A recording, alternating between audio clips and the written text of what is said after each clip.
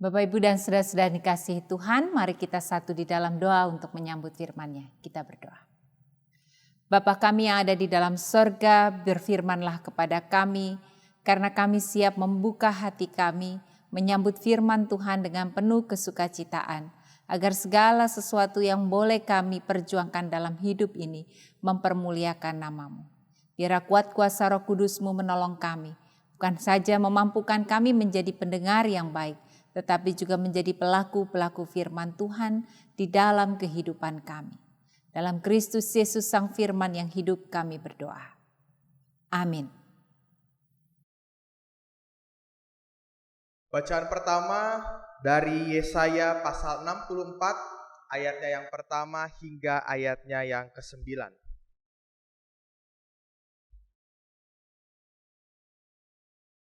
Sekiranya engkau mengoyakkan langit dan engkau turun, sehingga gunung-gunung goyang di hadapanmu, seperti api membuat ranggas menyala-nyala dan seperti api membuat air mendidih, untuk membuat namamu dikenal oleh lawan-lawanmu, sehingga bangsa-bangsa gemetar di hadapanmu, karena engkau melakukan kedahsyatan yang tidak kami harapkan, seperti tidak pernah didengar orang sejak dahulu kala.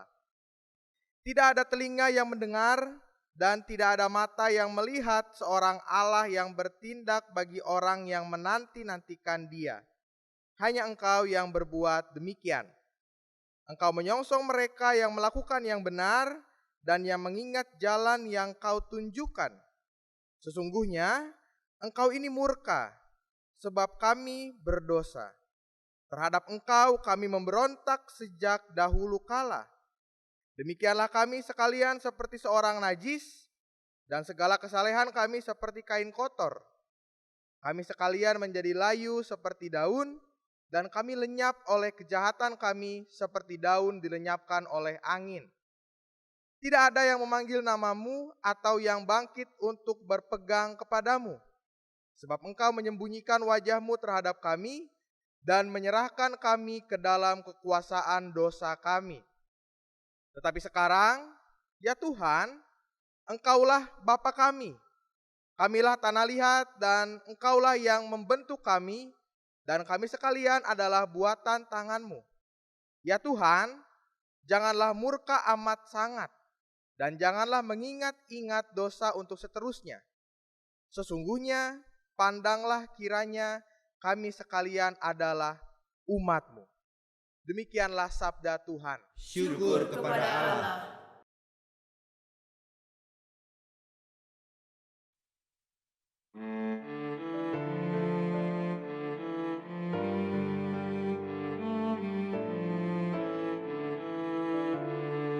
Ya Tuhan alam semesta, buat wajah-Mu bersinar, pulihkan kami ya Tuhan, sehingga kami selamat.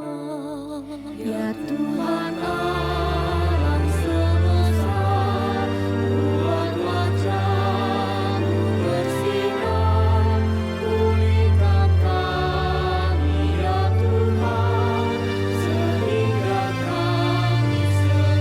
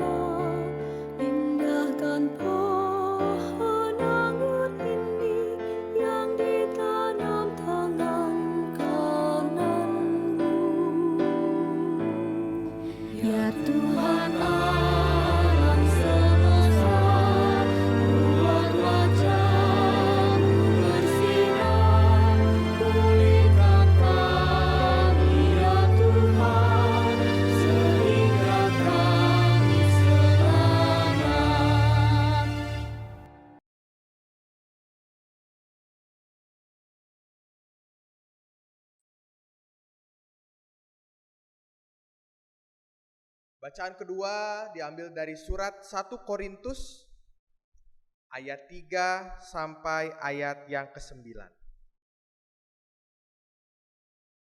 Korintus pasal 1 ayat ketiga sampai ayatnya yang ke-9. Kasih karunia dan damai sejahtera dari Allah Bapa kita dan dari Tuhan Yesus Kristus menyertai kamu. Aku senantiasa mengucap syukur kepada Allahku karena kamu atas kasih karunia Allah yang dianugerahkannya kepada kamu dalam Kristus Yesus.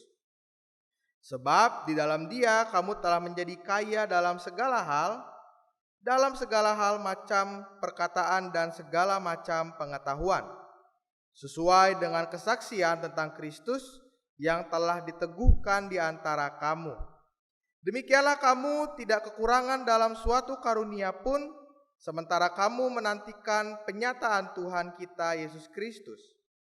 Ia juga akan meneguhkan kamu sampai kepada kesudahannya, sehingga kamu tak bercacat pada hari Tuhan kita Yesus Kristus. Allah yang memanggil kamu kepada persekutuan dengan anaknya Yesus Kristus, Tuhan kita adalah setia. Demikianlah sabda Tuhan. Syukur kepada Allah. Pembacaan Injil Tuhan Yesus Kristus menurut Markus pasal yang ke-13 ayat yang ke-24 sampai dengan 37 demikian. Tetapi pada masa itu, sesudah siksaan itu, matahari akan menjadi gelap dan bulan tidak bercahaya, dan bintang-bintang akan berjatuhan dari langit, dan kuasa-kuasa langit akan goncang. Pada waktu itu orang akan melihat Anak Manusia datang dalam awan-awan dengan segala kekuasaan dan kemuliaannya.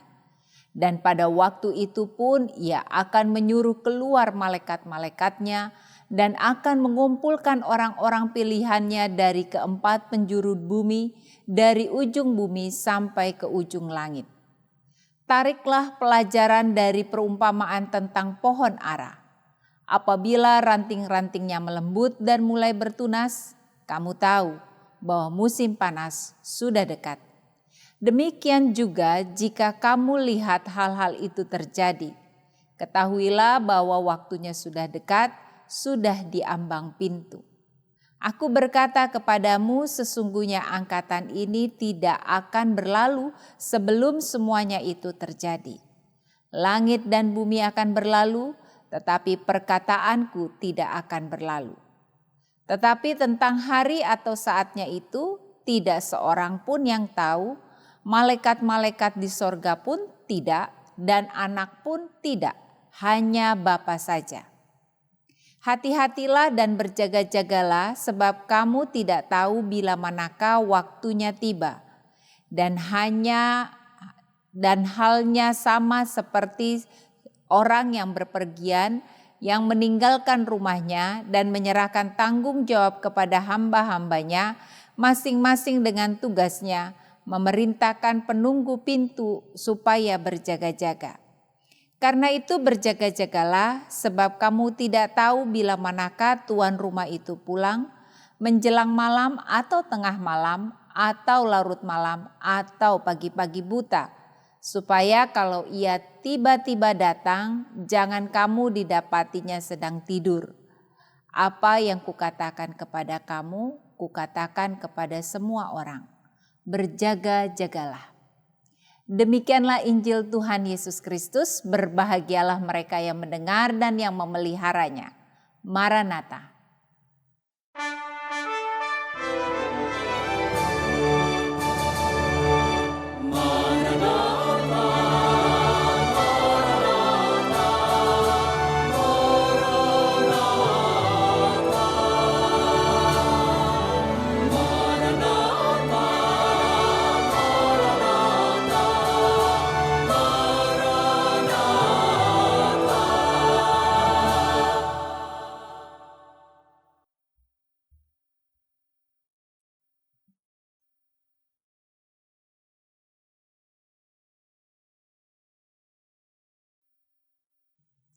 Bapak, Ibu, dan saudara-saudara yang dikasihi Tuhan, ini adalah Advent kita yang pertama dari rangkaian masa raya Natal.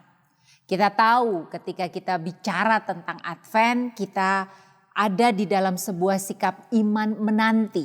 Karena Advent adalah kedatangan, kita menanti kedatangan.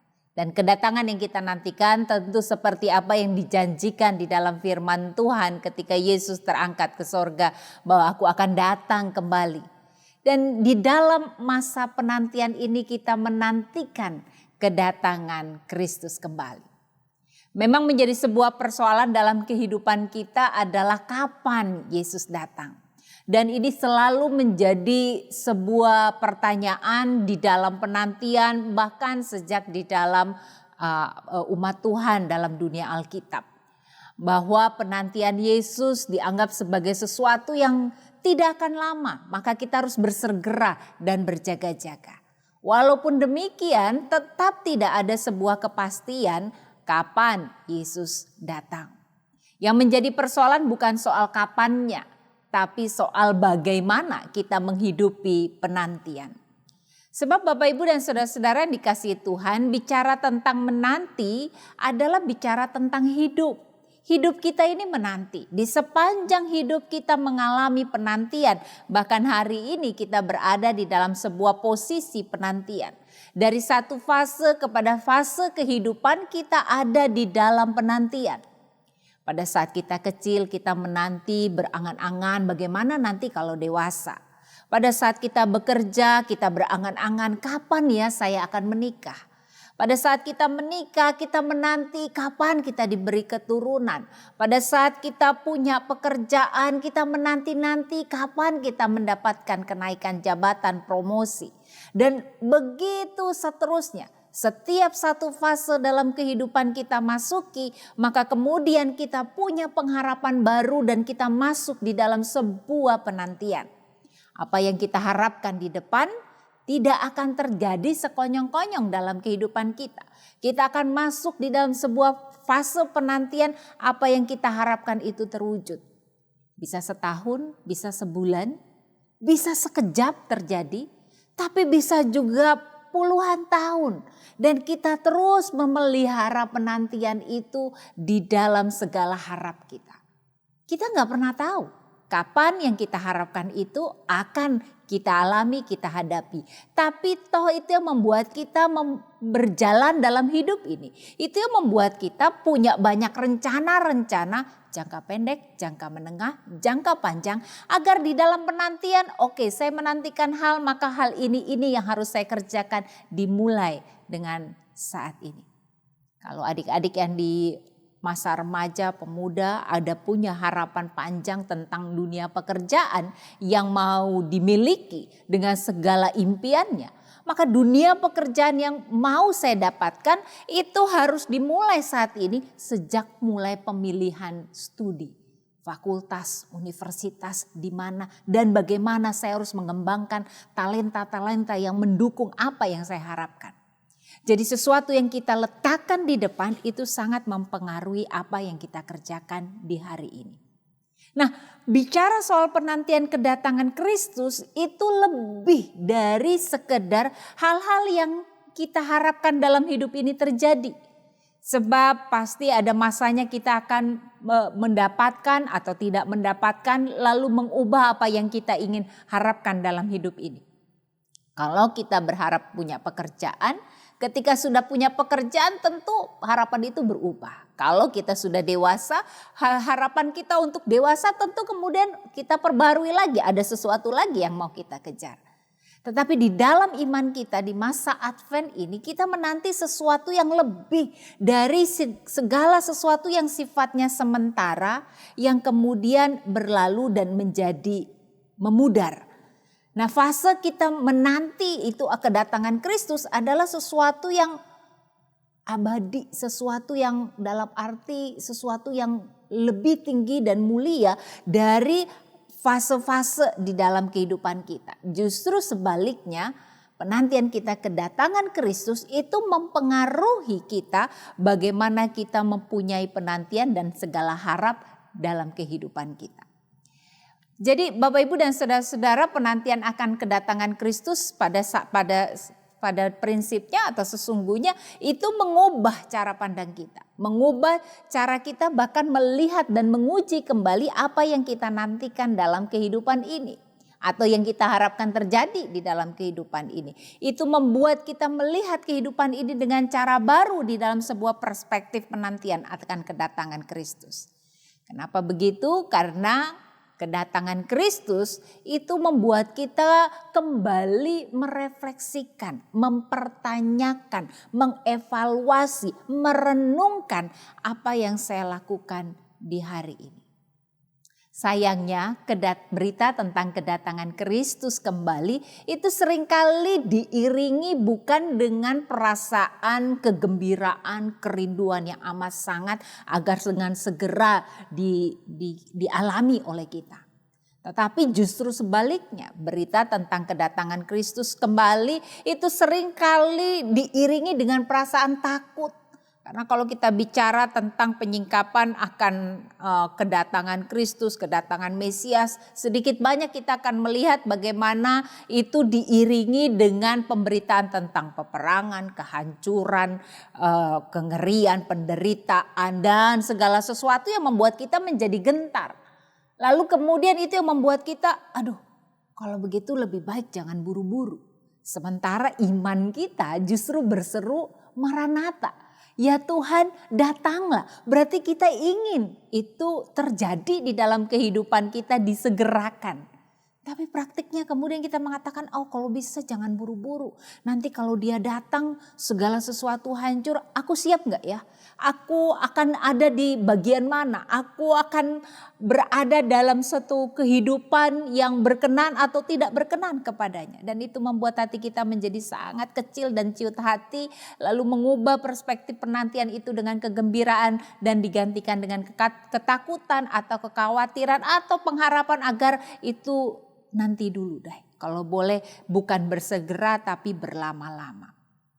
Bapak Ibu dan saudara-saudara yang dikasihi Tuhan, penantian tentang kedatangan Kristus di sisi lain juga seringkali diiringi dengan upaya-upaya kita untuk cocok logi.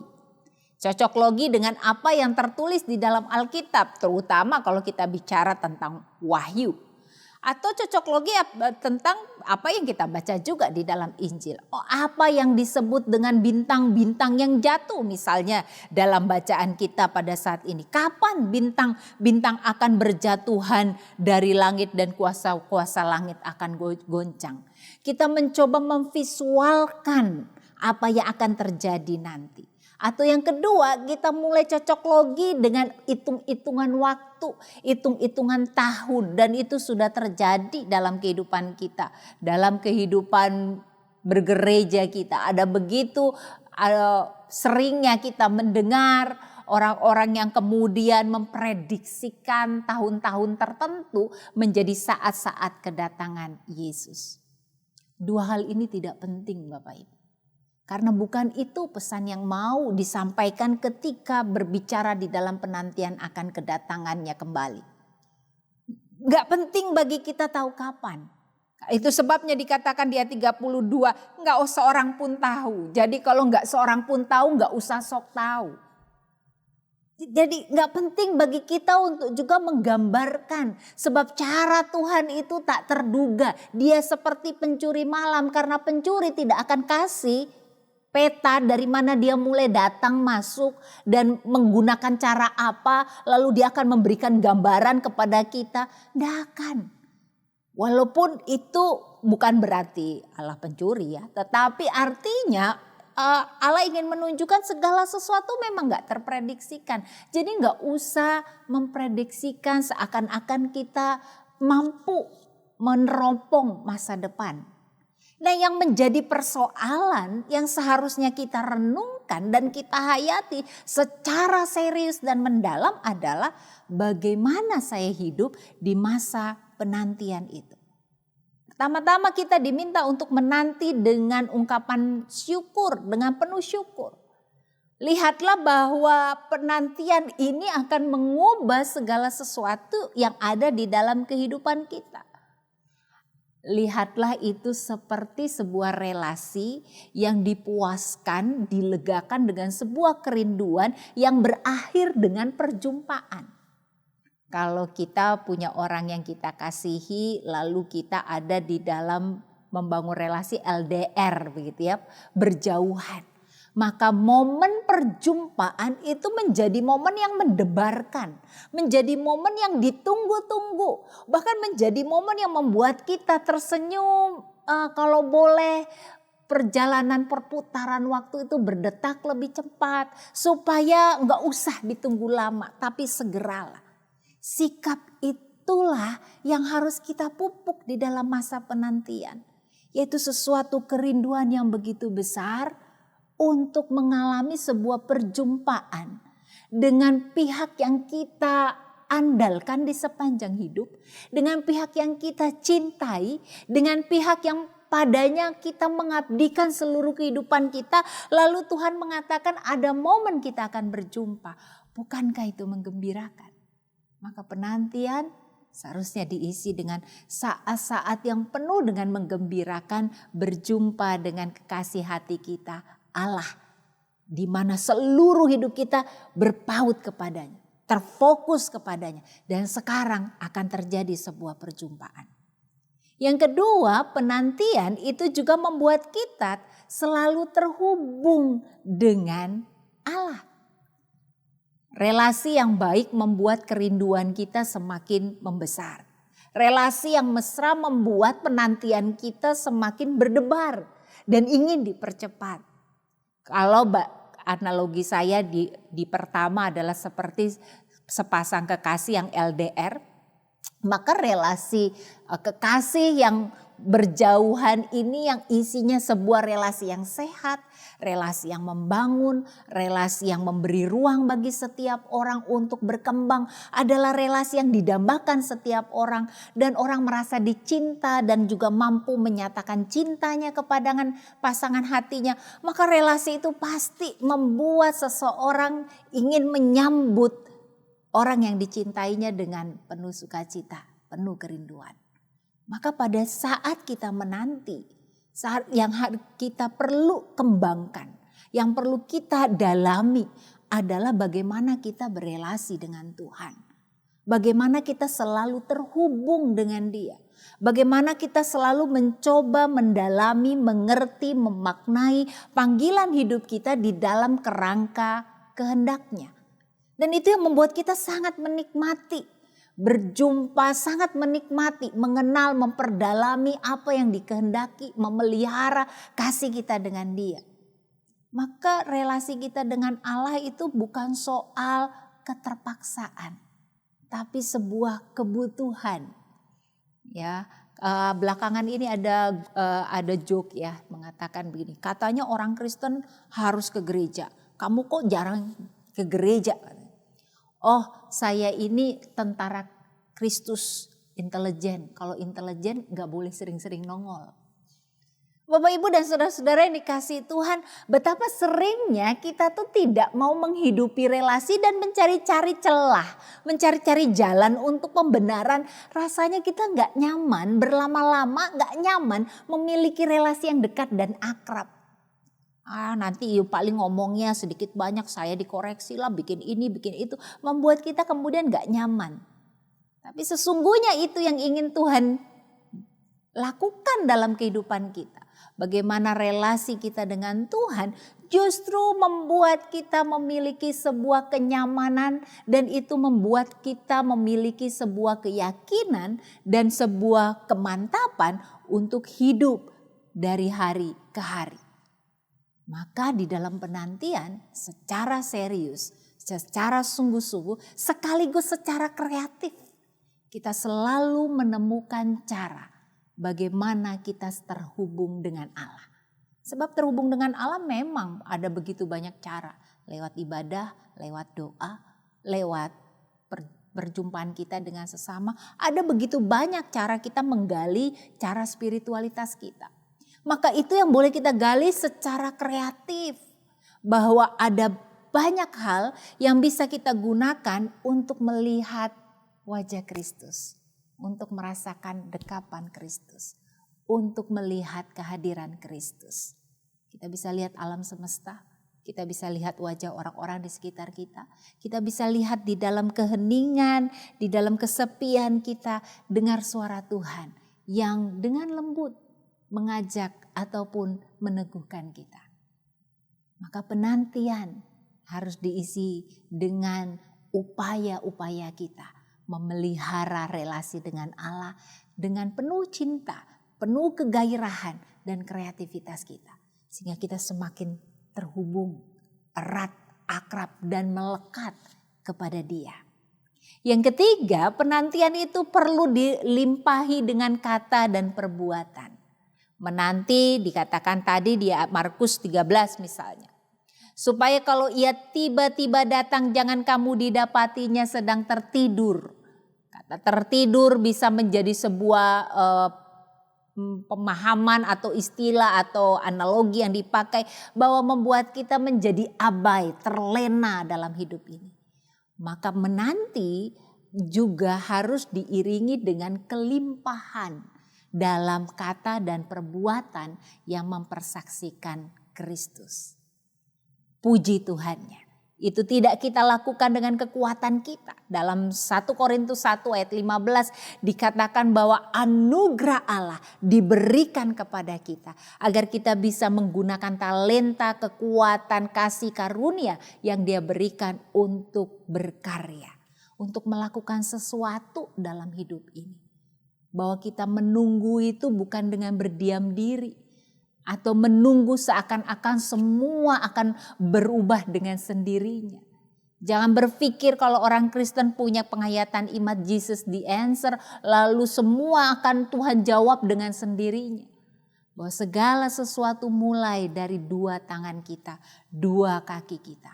Dengan seluruh anggota tubuh kita yang berkarya bagi Kristus. Maka penantian harus ditandai dengan limpahan karya dan juga limpahan kata yang mempermuliakan Kristus. Kemuliaan Allah dinyatakan mulai saat ini melalui kehidupan kita. Penderitaan yang kita hadapi boleh kita atasi, kita lawan, kita perjuangkan dengan menghadirkan damai sejahtera. Sesuatu hal yang perlu diperbaiki saat ini, mari kita lakukan dengan segala upaya-upaya kita untuk memberikan pemulihan. Paling sederhana, walaupun itu bukan hal yang sederhana untuk dilakukan, tapi seringkali membuat kita tertidur atau abai, adalah peran kita sebagai orang beriman menjaga alam semesta. Kita berdoa, ya Tuhan berilah hujan, ya Tuhan berilah panas, ya Tuhan berilah panen dan ini dan itu. Tapi pertanyaannya, apa sumbangsi kita? Apa tanggung jawab yang Tuhan percayakan kepada kita untuk membuat alam ini menjadi baik, menghasilkan juga banyak kebaikan bagi kehidupan. Seringkali orang beriman menjadi abai. Sebentar lagi kita Natal. Biasanya gereja menjadi sumber penyumbang sampah terbesar karena perayaannya, karena kemeriahannya. Lupa bahwa sampah membuat hidup ini menjadi apa yang kita hidupi saat ini dengan segala persoalannya. Jadi menanti adalah sesuatu yang membuat kita gelisah terhadap persoalan-persoalan kehidupan. Dan kegelisahan itu membuat kita melakukan sesuatu. Maka pada saat Dia datang, Dia menjumpai kita sedang memperjuangkan apa yang dia percayakan kepada kita. Sedang memperjuangkan dari sebuah relasi penuh cinta dengan Allah. Merangkul sesama, menghadirkan apa yang baik, menegakkan apa yang benar.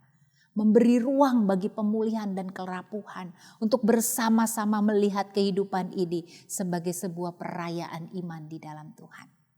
Bapak, Ibu, dan saudara-saudara yang dikasihi Tuhan, mari di Advent pertama ini dengan penuh kerinduan, dengan penuh semangat pengharapan kita akan kedatangannya, dengan sesuatu yang ingin kita perjuangkan dalam kehidupan ini, dengan segala kata dan karya yang mempermuliakan namanya, dengan kerinduan yang meluap kegairahan kita untuk mengharapkan kedatangannya kembali, kita berseru, Maranatha, ya Tuhan, datanglah.